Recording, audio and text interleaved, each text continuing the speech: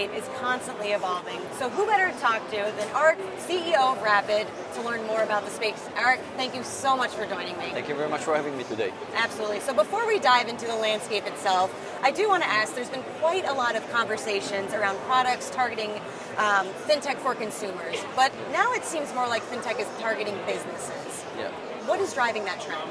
So the trend is driven by two things. First of all, we see a lot of companies that want to become payments companies because everybody understands that the loyalty of the consumers somehow is related to their ability to pay with the brand's capabilities. So you see Amazon Pay, Apple Pay, Google Pay, Samsung, Grab, and all the other examples, even Uber.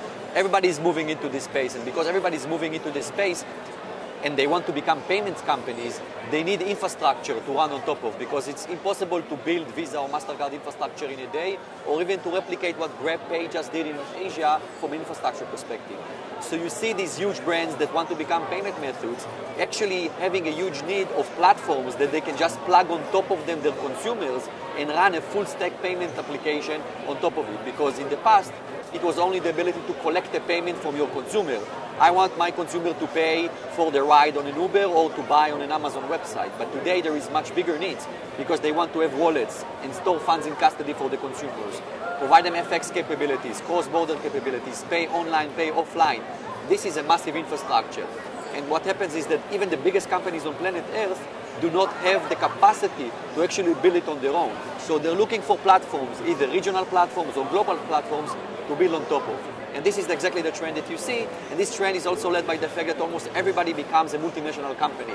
Today you almost don't see any companies that focusing on a specific country. Everybody wants to be global or regional, and when you start having a need to move between countries and regions, suddenly it's different payment methods, different regulatory requirements, different integrations, different ID verification requirements, and it's just not scalable.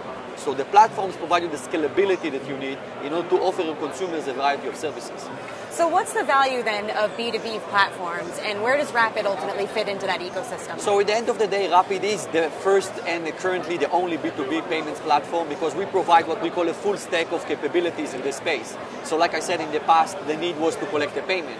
But today there are basically 5 capabilities that everybody needs in order to run a platform for your consumers.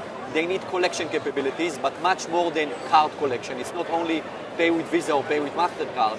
There are more than 1,000 payment methods on planet Earth, and this number might surprise you, but this is the reality, and you need to allow people to pay in their preferred way. So collecting payments in all these different payment methods is a mandatory thing, and we provide more than 1,000 different payment methods across more than 105 countries. We also have disbursement capabilities, which is basically pushing money out and allowing the consumers or the businesses to receive money in any way that they prefer.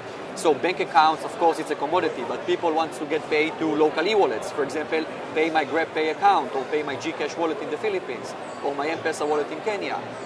Get me money in cash points, or push the money to my card. So we provide these disbursement capabilities. We also provide a white label version of an e-wallet because sometimes you need to store funds in custody for your consumers, like in the Uber Cash scenario, or the GrabPay scenario, and any other ones. So we provide basically a white label version of an e-wallet that allows you to store funds in custody for your consumers, manage multi-currency accounts, provide FX so the consumers and the businesses can basically convert currencies. And with the latest offering after our MasterCard announcement, we provide card issuing capabilities on top of our e-wallet. So we are actually the only platform that exists in this space because if you look at this exhibit hall, everybody here is a one-trick pony. They do either payment collection, or they do disbursements, or they issue cards, or they do ID verification, and nobody provides the full stack. And this is the advantage of Rapyd, because with a single API and a single connectivity, you get 105 countries across the globe that provide you all this stack of services. That's incredible. So talk to me a little bit about your target segments. So we actually target 5 different verticals today. Our 2 most growing verticals are, of course, online commerce and gig economy. So you see these companies that are selling online or actually building massive gig economy platforms, either in the ride-hailing space, food delivery space, or marketplaces. They have a need to basically go global as much as possible, right? They want to operate in as many countries as they can, and they need a lot of services. So they don't need only to collect a payment. And because they have all these different needs, we actually provide them a platform that allows them to scale very quickly. So literally in a 3-4 week time frame, they can operate in more than 100 countries and actually serve a lot of different capabilities for their consumers. In the past, in the old days, just to do a payment collection in one country, it could have taken you 3 months because of compliance and integration. Right. And today, all this set of capabilities of collection, disbursement, card issuing, and FX and e-wallet, we provide it in a matter of a couple of weeks that you can go live in all these different countries. So we allow these big gig economy platforms and online commerce companies to scale quickly. We also serve online lenders because they have needs to collect and disburse funds. We serve neobanks, which have a need also, to provide basically banking capabilities to consumers, but they don't have the infrastructure in most of the times. And we provide money remittance companies also these capabilities.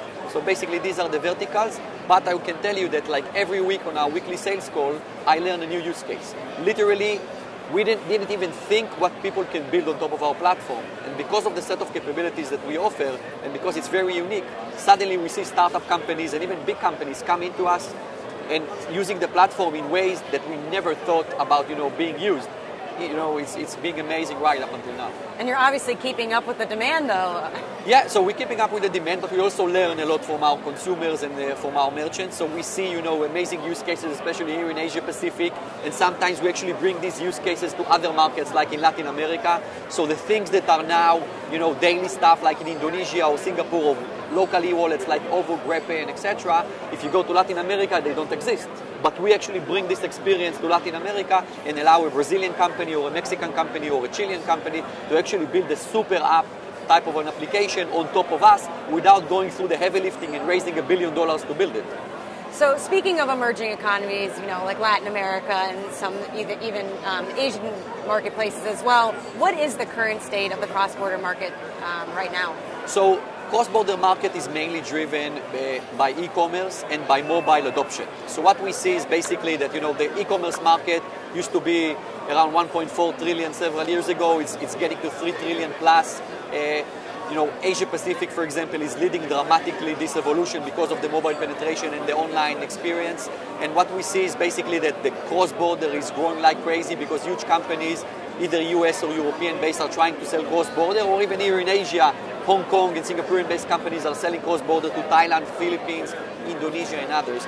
So the need for cross-border is huge, but there is also a lot of complexity because what we see is that there is huge fragmentation, a lot of local payment networks. People don't pay with cards. People pay with their e-wallets, pay in cash, pay with online bank transfers. And a lot of times these payment methods are not accepted online in cross-border. And what we see is a huge demand from our merchants to enable as many local payment methods to become cross-border payment methods. So Indonesian consumer can use his Ovo wallet to pay for an American online commerce, or to see a Brazilian person pay with a boleto to a Hong Kong-based, merchant. And this need is actually growing like crazy. So in the past, people thought everything is going to consolidate to card payments, but that's not the case anymore. No. The case is much bigger. We see more and more payment methods emerging on a monthly basis. And these payment methods are not shrinking, they're growing, and there is a need to turn them into cross-border based payment methods. And this is what we're doing in Rapyd as a mission. We have more than 1,086 different payment methods today in the platform, and we are adding every couple of weeks 6 additional payment methods into the platform. So the goal is to get to around 1,800 different payment methods and turn every single local payment network to become a global payment network. And Rapyd becomes basically the interoperability layer between all these local payment networks and run it in a scale. We also want to turn FX into commodity because today, paying with one currency to another a lot of times includes a lot of different fees. And it's mainly because of tech. And I think that our tech is actually designed in order to handle it and make it seamless. And congratulations is clearly in order. You've recently raised $100 million in your recent round of funding for your Series C, so congratulations on that. Thank you very much. But what does that mean for Rapyd then? What's next? So first of all, it means that the market believes in the platform play, right? Because in the past, when we started Rapyd 3 years ago, literally nobody wanted to invest. People told us... Just 3 years ago. 3 years ago. It's too complicated, it's too big, start with one country, it doesn't need to be global. Who is paying with payment methods that are not cards? Why somebody wants to get a payment into a local e-wallet and not a bank account? but everything changed. In the last 3 years, you see a massive growth, in all these alternative payment methods and all these scalable gig economy platforms that need to grow and offer different types of services. And basically the same thing that we were preaching all the time about the platform play, that the world is going to collapse. And this entire exhibit hall is going to collapse to 4 platforms that are basically going to provide a full stack of capabilities, similar to what happened in the cloud computing space with Consolidation. Amazon AWS, Google, Microsoft, and they basically provide a full platform. So we believed in it, and at the end of the day, the $100 million round that we did proves that our thesis is right, because the investors believe in it, and more importantly, we have a lot of customers that believe in it, that they believe that they don't need to try and rebuild everything from scratch again and again, and they build everything on top of a single platform that is called Rapyd, that allows them to scale rapidly. And you had a great session here at Singapore Fintech Festival around the future of payments. Talk to me a little bit about that and what you believe is going to happen next. Well, it was an amazing panel with some great other panelists that attended the forum, and I think that what we see, the future is basically the brands becoming the payment method. So it's moving from pay with a card or pay with my bank to pay with Amazon, pay with Apple, pay with Google, Ovo, Grab, Uber. And basically people are connected to the brand. It's a little bit going back to the 1980s, where people were paying with a specific payment method to collect loyalty points so they can buy a microwave. But now suddenly people are actually doing it in order to get free rides in a ride-hailing company or cashback or whatever it is on an online website. And we see a big shift, not only from the payments, but actually in the entire financial operations of how people are using financial services. They're starting to basically be more brand aware, and they actually prefer their brand on top of the traditional banking institutions, because they trust the brand, because the brand gives them better experience, it gives them better capabilities. And we see the big shift, and we think that Asia actually leads it with the super app concept, and the super apps becoming super brands because people are connected to them. And we think that this is going to be the same thing in all of the other parts of the world, even Latin America, Europe, the US, Africa. Basically, the super brands are going to dominate and become the financial institutions. So are we going to be Cashless Society in the near future? No. So my answer is no. I think that a lot of people don't know that approximately 70% of payments at the point of sale worldwide are still done in cash. Even in Europe, in countries like Germany and others, 80% of payments are done, at the point of sale with cash. So cash is not going away so quickly. It's going to be an evolution. It's not going to be in the next 5 years. It's not going to go away. But there is a need to digitalize it as much as possible, but not forcing people to move to payment methods that they don't feel comfortable with. Because killing cash, in theory, is an option that any regulator in the world can say tomorrow there is no cash, but still there are a lot of people that are dependent on cash. Absolutely. And Rapyd enables actually cross-border cash payments and local cash payments in a secure way in a lot of different territories, and we process a lot of cash through our network. And even though we see declining and the alternative digital payment methods that we provide are basically growing, we still understand that people need to pay in their preferred way, and if the preferred way is cash, so yeah, we will enable it for them. Well, I always love hearing what Rapyd is up to. Thank you so much for your insights today. Thank you very much for the interview. Absolutely. From Medici Studio, I'm Shannon Rossick.